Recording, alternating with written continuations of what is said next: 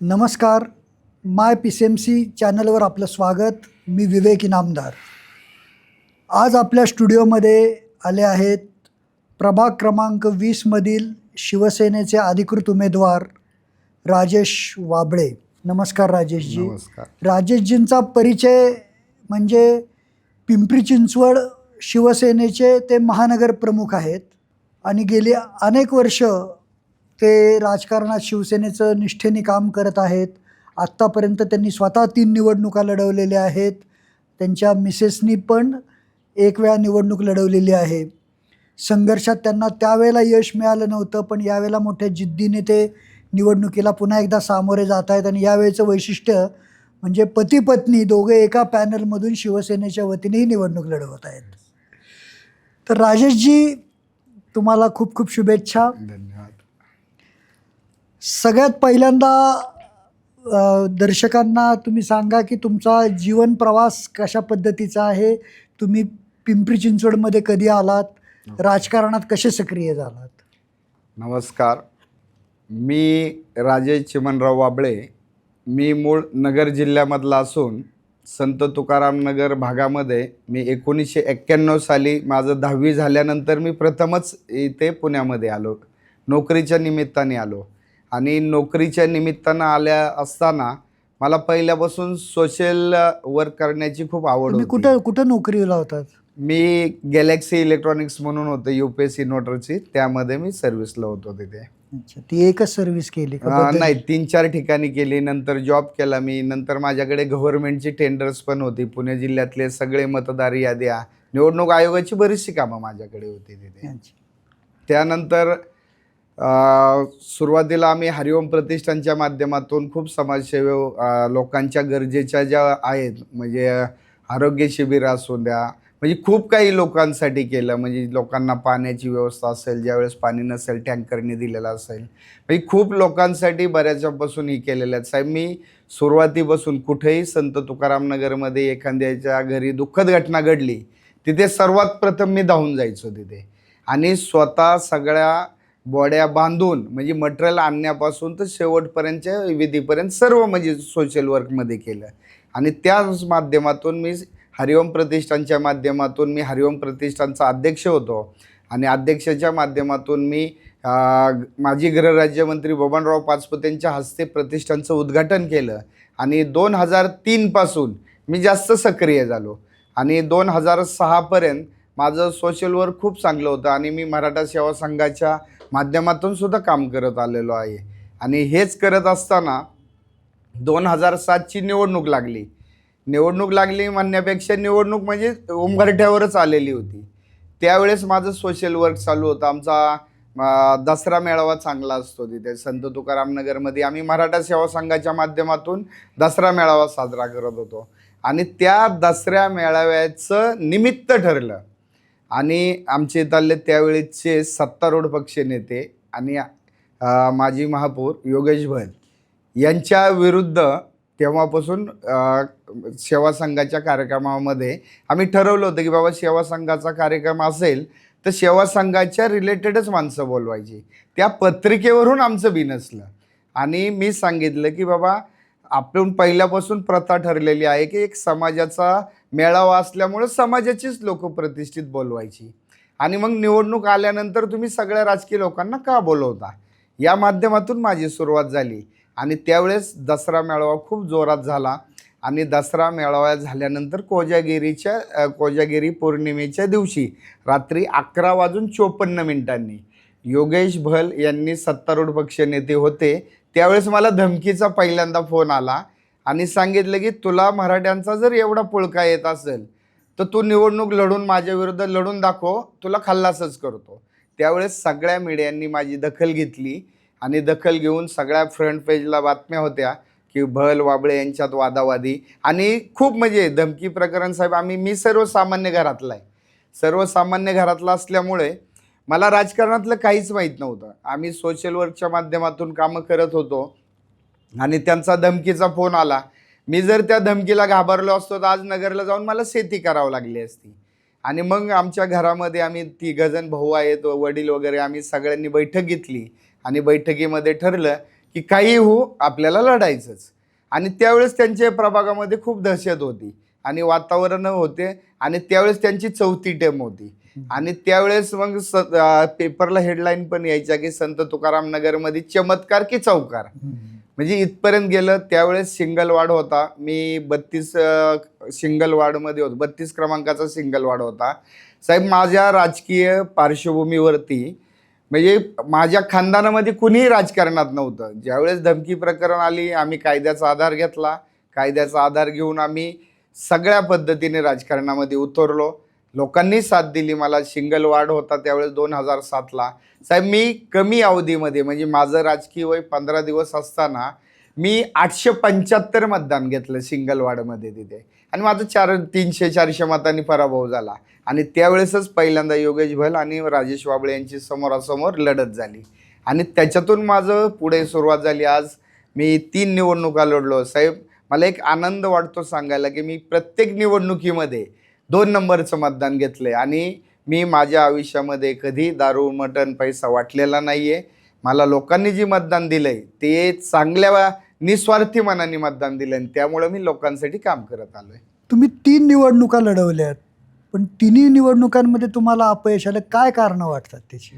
त्याचं तुम्ही आत्मपरीक्षण, आत्मचिंतन, त्याचं विश्लेषण केलं असेल. बरोबर आहे. आणि कसं असतं माणूस त्या चुका सुधारण्याचा प्रयत्न करतो. बरोबर. तर कसं पाहता त्या याच्यातून काय धडा मिळाला तुम्हाला? सरासरी ॲक्च्युली जर पाहिलं की सुरुवातीला माझं सोशल हरिओम प्रतिष्ठानच्या माध्यमातून काम होतं. पण काय झालं की साहेब तुम्हाला सांगतो की माझ्या विरोधात जी बलाढ्य शक्ती, धनशक्तीच्या विरुद्ध मी शिवशक्ती उतरलेलो आहे आणि धनशक्तीच कमी पडलो साहेब. मी बाकी माझ्या सोशल वर्कमध्ये मी कुठेही कमी पडलेलो नाही. कामाच्या बाबतीत जर आजही पाहिलं तर संत तुकाराम नगरमध्ये एकनाथजी शिंदे साहेबांच्या निधीमधून मी 9 कोटींची कामं केल्या साहेब. संत तुकाराम नगरमध्ये मी इतिहास केला आहे की मी निवडणुकीमध्ये जरी पराभव झालो असलो तर माझं एवढं काम एकाही नगरसेवकांनी केलेलं नाही. म्हणजे आत्ताचा जो प्रभागामध्ये 4 नगरसेवक आहेत साहेब. एक आमच्या संत तुकाराम नगरमधला एक छोटासा प्रश्न आहे, एक कुत्र्यांची समस्या आहे. त्या कुत्र्यांच्या समस्यासाठी म्हणजे योगेश भल हे महापौर म्हणून राहिलेले आहेत. त्यांनी सगळ्या शहराचं राजकारण ते पूर्ण करत आहेत आणि त्यांना अजित पवारांना उतरवू लागलं की एक छोटा नागरिकांच्या समस्या सोडवण्यासाठी स्वतः उपमुख्यमंत्र्यांनी दखल घेतली. मग माझं असं म्हणणं आहे की बाबा जर नगरसेवकच कशाला पाहिजेत? जर तुम्ही नगरसेवक आता तुम्ही 5व्यांदा 6व्यांदा निवडणूक लढवताय आणि एवढं निवडणूक लढून सुद्धा जर तुम्ही उपमुख्यमंत्र्यांकडे जाऊन प्रश्न सोडवत असतील तर माझ्यासारखा 4 वेळेस निवडणुकीमध्ये पराभव झालेला माणूस प्रत्येक अडचणीला सामोरे जातोय आणि मी प्रत्येकांचे प्रॉब्लेम सॉल्व्ह केलेले आहेत. आज संत तुकाराम नगरमध्ये जेवढे सिमेंट कॉन्क्रीटचे रस्ते झाल्यात ते मी केलेत आणि तेही नगरसेवक नसताना. ड्रेनेज लाईन मोठ्या पालिकेच्या आमच्या इथे खूप ड्रेनेज लाईन घुशीचं साम्राज्य आहे आणि घुशीचं साम्राज्य असल्या प्रत्येक गल्ल्यामध्ये ड्रेनेज तुंबलेले आहेत. लोकांच्या घरामध्ये ड्रेनेजचं पाणी जातंय साहेब. खूप वाईट वाटतं तिथे. मी PWDच्या माध्यमातून, एकनाथ शिंदे साहेबांच्या माध्यमातून, खासदार श्रीरंगाप्पा बारणे साहेबांच्या माध्यमातून 9 कोटीची कामं केल्यात. रस्ता चांगल्या पद्धतीचा केला आहे. ड्रेनेज लाईनही नवीन टाकलेल्या आहेत. महानगरपालिकेच्या कमी क्षमतेच्या ड्रेनेज लाईन आहेत साहेब. पिंपरी चिंचवड शहरामध्ये मोठ्या ड्रेनेज लाईन PWD माध्यमातून आणि खासदार श्रीरंगाप्पा बारणे यांच्या निधीतून करणारा मी एकमेव माणूस आहे. त्यामुळं मी आजही तुकाराम नगरमधल्या प्रत्येक जनतेला सांगतोय, होय राजेश वाबळे नजरेला नजर देऊन सांगतोय की मी कामे केल्यात आणि तेही नगरसेवक नसताना सर्व मतदारही सांगतील आणि विरोधकही मान्य करतील. अशा पद्धतीने मी संत तुकाराम नगरमध्ये गेल्या अनेक वर्षापासून काम केलंय आणि त्याची पावती मला येणाऱ्या महानगरपालिकेच्या निवडणुकीमध्ये 100% मी माझा पॅनल बहुमतामध्ये निवडून आणणार आहे. आणि आत्ताचा जर इतिहास पाहिला की साहेब 2 दिवसापासून मी संत तुकाराम नगरमधल्या या बलाढ्य उमेदवारांना एकदम म्हणजे आत्तापर्यंतच्या इतिहासामध्ये त्यांना एवढं पळावं नाही लागलं, एवढं पळायला लागलेले आहेत. काल सुद्धा त्यांनी स्वतःचाच हार घालून स्वतःच सत्कार केलाय. म्हणजे संत तुकाराम नगरमध्ये मोठे क्रेनचे हार लावायची, बाहेरून पब्लिक गोळा करायची, ही पहिल्यांदाच घटना घडायला लागलेली आहे. त्यामुळं मी त्यांना पूर्ण माझ्या ताकदीने आणि माझ्या कामाच्या जोरावरती मी त्यांच्या विरोधात उभा राहिलोय आणि 100% मी निवडणूक जिंकणार आहे. आणि संत तुकाराम नगरमध्ये सर्व राजकीय पक्षांनी सर्व जागा त्यांनी आपापल्या मॅनेज केल्यात आणि त्यामुळं मला जोडीने उतरावं लागलं. आणि मी दोघंही नवरा बायको आणि माझ्याच बरोबरचे जे 2 उमेदवार आहेत साहेब, ते पण सर्वसामान्य घरातले आहेत आणि ताकदीचे उमेदवार दिलेले आहेत. त्यामुळे माझा पॅनल 100% यश मिळवणार यात मला शंका नाही. आपण शिवसेनेचे महानगर प्रमुख आहात. आता तुम्ही हे सगळं स्वबळावर लढवण्याच्या आधी महायुतीबाबत बोलणी, भाजपबरोबर बोलणी चालली होती, ती अगदी शेवटच्या क्षणी फिसकटली. बरोबर आहे. त्यानंतर महानगर प्रमुख म्हणून तुम्हाला काय भावना होत्या तेव्हा तुमच्या? ॲक्च्युली सुरुवातीपासून शेवटपर्यंत म्हणजे निवडणुकीला 30 तारीख शेवटची होती आणि 30 तारखेला 12-12:30 वाजता पत्रकार परिषद आयोजित केलेली होती आणि त्या पत्रकार परिषदेमध्ये युतीची घोषणा होणार होती. आणि खासदार साहेबांचं आणि आमचं 2-4 दिवसापासून चाललं होतं की भाजप शिवसेना युती होणार आहे. म्हणजे सगळीकडे तुमच्या मीडियानी पण सगळ्या मीडियानी सांगितलं होतं की युतीमध्येच लढणार आहे. मी पहिल्यापासून माझं स्टेटमेंट दिलं की आमचे नॅचरल आहे, पहिल्यापासून नैसर्गिक मित्र असल्यामुळं आम्ही युतीच्या बाजूने 100% होतो. युतीमध्ये सगळ्या पद्धतीच्या वाटाघाटी आम्ही केलेल्या होत्या, सगळ्या पद्धतीने आम्ही सकारात्मक होतो. आणि ज्यावेळेस युतीची बोलणी फायनल झाली त्यावेळेस खासदार साहेबांनी सांगितले की माझ्या संत तुकाराम नगर प्रभागामध्ये की भाजपने युतीमध्ये आम्हाला एकच जागा दिली आणि ती ओबीसी महिलाची दिली. आणि ओबीसी महिलाची जागा दिल्यानंतर खासदार साहेबांनी सांगितलं की बाबा महिलेची जागा आपल्याला सुटली आहे, त्यांचा फॉर्म तू भरून टाक तिथे. म्हणून मी माझ्या मिसेसचा फॉर्म भरला. आणि ज्या खासदार साहेबांनी आम्ही काय केलं होतं, प्रत्येकाने प्रभाग वाटून घेतले होते की बाबा जर बी प्लॅन पाहिजे, प्रत्येक म्हणजे युती जर नाही झाली तर बी प्लॅन पाहिजे. म्हणून आम्ही काय केलं की माझ्याकडे 20, प्रभाग क्रमांक 20, प्रभाग क्रमांक 30, प्रभाग क्रमांक 31 आणि प्रभाग क्रमांक 32 या 4चे एबी फॉर्म माझ्याकडे होते तिथे. आणि खासदार साहेबांनी सांगितलं 12-12:30 वाजता मी तुम्हाला फोन करेल आणि युती झाली तर आपले जे ठरलं त्याप्रमाणे एबी फॉर्म ठराविक जणांना द्यायचे सीटाप्रमाणे तिथे. आणि जर युती नाही झाली तर आपल्याला हालचाल करावं लागेल. मग आम्ही बी प्लॅन ठेवला आणि बी प्लॅन अशा पद्धतीने ठेवला साहेब की ज्यावेळेस खासदार साहेबांचा फोन आला 4ही प्रभागामध्ये साहेब मी तोडीस तोड उमेदवार दिल्यात. आणि आजही प्रभाग क्रमांक 30 मध्ये सुद्धा साहेब आधी तुमची स्वतःची निवडणूक लढवायची तयारी नव्हती? स्वतःची बिलकुल नव्हती साहेब. तिथे फक्त एकच सीट महिलांमध्ये खासदार साहेबांनी सांगितलं होतं. आणि मी महानगर प्रमुख असल्यामुळे पदाला न्याय देण्यासाठी आणि सर्व उमेदवारांना ताकद देण्यासाठी मी पिंपरी चिंचवड शहरामध्ये मी प्रत्येक उमेदवाराच्या तिथे जाऊन ताकद देण्याचं काम करणार होतो. युती झाली नाही म्हणून तुम्हाला आता जोडीने निवडणूक लढवावी लागते? हो, युती झाली नाही. आणि युतीमध्ये साहेब आम्ही पहिल्यांदाच ठरवलं होतं की खासदार साहेबांनी सांगितलं होतं की राजेश आपल्याला रिकाम्या जागा फक्त भरायच्या नाहीत, का आपल्याला थोडीच थोड उमेदवार द्यायच्यात. आणि आत्ताचा जर इतिहास पाहिला की भाजप आणि राष्ट्रवादींनी दोन्ही जागा सेटलमेंटमध्ये त्यांनी केलेल्या आहेत. समोर त्यांनी आपापल्या विरोधात कमकुवत उमेदवार दिलेले आहेत आणि त्यांना माहिती नव्हतं की राजेश वाबळे उभा राहील की नाही राहील. मी पण काही गोष्टी मी पहिल्यांदा असं डावपेच खेळलो होतो साहेब आणि एकदम ताकदीने पूर्ण उतरलोय. आणि उतरल्यानंतर साहेब त्यांच्याकडे आज पळण्याशिवाय दुसरा पर्यायच राहिला. संत तुकाराम नगर मध्ये यावेळेला बहुरंगी निवडणुका होत्या? 100% साहेब. बहुरंगी निवडणुकांमुळे त्या मतविभागणीचा फायदा होऊन परत बहल निवडून येतील असं बोललं जात आहे. काय वस्तुस्थिती आहे साहेब? वस्तुस्थिती अशी की लोक आहेत ना, आता बहल साहेबांनी गेल्या प्रत्येक निवडणुकीमध्ये सांगितलं की ही माझी शेवटचीच निवडणूक आहे. साहेब 6 निवडणुका ते लढल्यात. 6 निवडणुकीमध्ये आता कुठंतरी थांबलं पाहिजे वयानुसार तिथे. आणि प्रत्येक निवडणुकीमध्ये म्हणतात की माझी शेवटची निवडणूक आहे. आत्ता सुद्धा त्यांनी पूर्ण पिंपरी चिंचवड शहरामध्ये संत तुकाराम नगरला तर त्यांचा इतिहास माहिती, सगळ्यांना सांगायची माझी शेवटची निवडणूक आहे, पण शेवटची निवडणूक काय त्यांचीच आत्तापर्यंत झालीच नाही तिथे. आणि तेच वातावरण त्यांनी आता काय केलं, पहिलं प्रभागापुरते बोलायची माझी शेवटची निवडणूक आहे. आता शहरावरती सगळ्या पक्षाच्या नेत्यांना बोलायला लागले की माझी शहरावरची म्हणजे माझी नगरसेवक पदाची ही शेवटची निवडणूक आहे. त्याच्यामुळे त्यांनी काय केलं की इतर पक्षांच्या लोकांना मॅनेज केलं आणि मॅनेज करून साधे कच्चे उमेदवार दिला साहेब. त्यांनी एकामेकाच्या विरुद्ध जी उमेदवार दिल्यात साहेब, समाजामध्ये कसल्याही पद्धतीने त्यांचं सोशल वर्क नाही, कधी त्यांनी निवडणूक लढवलेली नाही आणि फक्त एक इकडून तिकडून मॅनेज करायचं आणि एक साधा उमेदवार द्यायचं काम फक्त ह्या दोन्ही पक्षांनी केलेलं आहे. आणि ह्याच यांचा जो प्लॅन आहे, मी लोकशाही जिवंत ठेवण्यासाठी साहेब मी सर्व काही करेल, पण लोकशाहीसाठी साहेब मी स्वतःही मैदानात उतरलोय आणि लोकशाहीचा यांना गळा घोटून देणार नाही. आमचा संत तुकाराम नगरमध्ये आत्तापर्यंतचा इतिहास पाहिला की त्यांच्या विरोधात जेवढ्यांनी निवडणुका लढल्यात सगळ्या रती महारथींनी माघार घेतली साहेब तिथे. आणि आत्ता 2 कच्चे उमेदवार दिलेले आहेत आणि बऱ्याचशा उमेदवारांचा म्हणजे जे इच्छुक होते पत्रकही वाटले, प्रभागातही फिरले आणि आज ते इच्छुक नाही आहेत आणि सगळ्यांनी राष्ट्रवादी पक्षामध्ये प्रवेश केला आहे तिथे. त्यामुळे त्यांना बिनविरोध करायची होती आणि जोपर्यंत राजेश वाबळे जिवंत आहे तोपर्यंत मी माझ्या प्रभागामध्ये लोकशाहीचा गळा घोटून देणार नाही. आणि लोकशाही जिवंत ठेवण्यासाठी उमेदवार जरी नाही भेटले तर मी कुटुंबासही निवडणूक लढवल, पण यांना बिनविरोध मी देणार नाही तिथे. तुम्हाला खरंच वाटतं ही योगेश बैल यांची शेवटची निवडणूक असेल? साहेब आत्तापर्यंत इतिहास पाहिला तर त्यांना कधी म्हणजे नगरसेवक पद सोडूशीच वाटत नाही साहेब आत्तापर्यंत तिथे. आणि मला तरी नाही वाटत, कारण आत्तापर्यंत जो इतिहास पाहिला की शेवटची म्हणून काय किती अजून शेवटच्या निवडणुका होतील, पण ते निवडून येतात आणि मग ती शेवटची होत नाही होत तिथे. नाही पण होईल साहेब, यावेळेस नक्कीच त्यांची शेवटची निवडणूक होईल.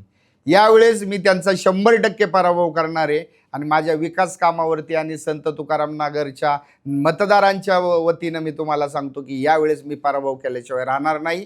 कारण आत्तापर्यंत जर लोकांना आत्ताचं जे गलिच्छ राजकारण झालंय, सेटलमेंटचं जे राजकारण झालंय, त्या संत तुकाराम नगरमधील प्रत्येक मतदाराला आवडलेलं नाही. त्यामुळं मला सहानुभूती भेटती आणि सहानुभूती आणि माझ्या विकास कामाच्या जोरावरती मी पूर्ण पॅनल ताकदीनिशी विजय आणणार आणि चांगल्या मतदारांनी निवडून आणणार सर्वांना दिले.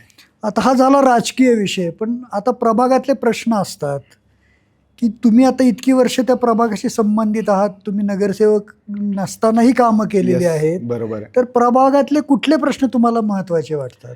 प्रभागामध्ये साहेब पाहिलं तर आमच्या इथं भटक्या कुत्र्यांचा प्रॉब्लेम जास्त आहे, ड्रेनेज लाईनचा प्रॉब्लेम जास्त आहे आणि सगळ्यात महत्त्वाचं साहेब उघड्यावरती लोक दारू प्यायला बसतात. त्यामुळं माझ्या संत तुकाराम नगरमध्ये महिला भगिनींना याचा खूप त्रास होतोय तिथे. सगळं आता तुम्ही संध्याकाळचं बघा, एस टी स्टँडच्या समोर संत तुकाराम नगरमध्ये बऱ्याचशा गार्डनमध्ये गांजा पिणारी लोक बसलेले असतात, दारू पिणारी बसलेले असतात, रोडवरती दारू पित आहेत. आणि त्यामुळं माझ्या माता भगिनींसाठी मला स्वतः महिलांसाठी सुरक्षा महत्त्वाची आणि महिलांच्या सुरक्षेसाठी मी जास्त प्रयत्न करणार आहे तिथे. आणि पाण्याचा प्रश्न आमच्या इथं खूप मोठा गंभीर आहे. थोड्या वेळेस पाणी येतं, त्यालाही प्रेशर नसतो आणि बऱ्याचशा पाण्याच्या लाईन जुन्या आहेत. त्यामुळे मी खासदार साहेबांच्या निधीतून आणि एकनाथ शिंदे साहेबांच्या निधीतून सगळीकडे ड्रेनेज लाईन आणि पाईपलाईन बदलण्याची मी कामं चालू केलेली आहेत आणि काही GR सुद्धा माझे लवकरच आता येतील. आणि त्यामुळं संत तुकाराम नगरमध्ये जे पाण्याची समस्या आहे, ड्रेनेजची समस्या आहे, ह्या महत्त्वाच्या गोष्टी आहेत आणि त्या मी 100% सॉल्व करणार. निवडणुकीमध्ये यश अपयश येऊ काही येऊ, पण मी लोकांसाठी काम करणार. मला मागच्या निवडणुकीमध्ये सुद्धा 4000 मतदान दिले साहेब, ते निस्वार्थीपणे लोकांनी मतदान दिलेलं आहे आणि त्या लोकांसाठी जोपर्यंत राजेश वाबळे अस्तित्वात आहे तोपर्यंत लोकांसाठी काम करणार आणि लोकांच्या अडीअडचणीला धावून जाणार. पहिल्या 100 दिवसामध्ये प्रायोरिटी कशी राहणार तुमची? नगरसेवक म्हणून तुम्ही निवडून आल्यानंतर पहिल्या 100 दिवसात काय कामं करणार? साहेब मला सर्वात महत्त्वाचा पाण्याचा प्रश्न मी सोडवणार तिथे. आणि पाण्याचा प्रश्न इतका गरजेचा आहे साहेब. आत्ताचं जे पाण्याची क्वालिटी जर पाहिली, प्रत्येक घरामध्ये पेशंट आहे, प्रत्येक घरामध्ये लोक थंडी ताप जुलाब उलट्याने जाम झालेले आहेत. पहिलं लोकांना स्वच्छ पाणी देण्याचा मी प्रयत्न करणार आणि प्रयत्नच नाही साहेब, मी 100% लोकांना चांगलं पाणी देणार आहे आणि ते पण मुबलक पाणी आणि प्रेशरने, फुल प्रेशरने तिथे. त्यामुळे मी पाण्याच्या रिलेटेड लोकांना ज्या मूलभूत गोष्टी आहेत त्या गोष्टी 100% मी पुरवणार आणि लोकांच्या आरोग्याच्या बाबतीमध्येच मी जास्त काम करणार आहे तिथे. या पूर्वीच्या निवडणुका आणि ही निवडणूक यात एक फरक मूलभूत आहे, तो म्हणजे तुमच्यावर महानगराची जबाबदारी आहे. बरोबर आहे. आणि तुम्ही वॉर्डात अडकून पडलाय.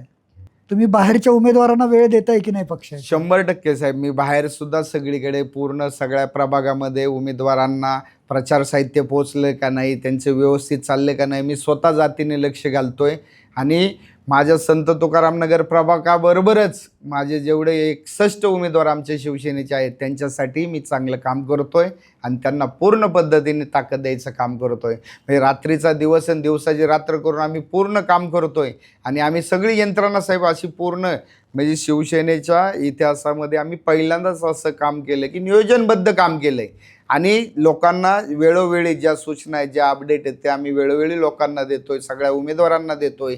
आणि सगळ्या प्रभागामध्ये साहेब, मी मागे पहिल्याही मुलाखतीमध्ये तुम्ही एक प्रश्न विचारला होता की शिवसेनेची सतत घटत जाणारी संख्या आहे, या बाबतीत तुम्ही प्रश्न विचारला होता साहेब. 16 तारखेला याचं उत्तर तुम्हाला मिळेल. आणि शिवसेनेच्या इतिहासामध्ये आत्तापर्यंतचे जेवढे नगरसेवक झाले नव्हते त्याच्यापेक्षाही जास्त नगरसेवक तुम्हाला यावेळेस दिसतील.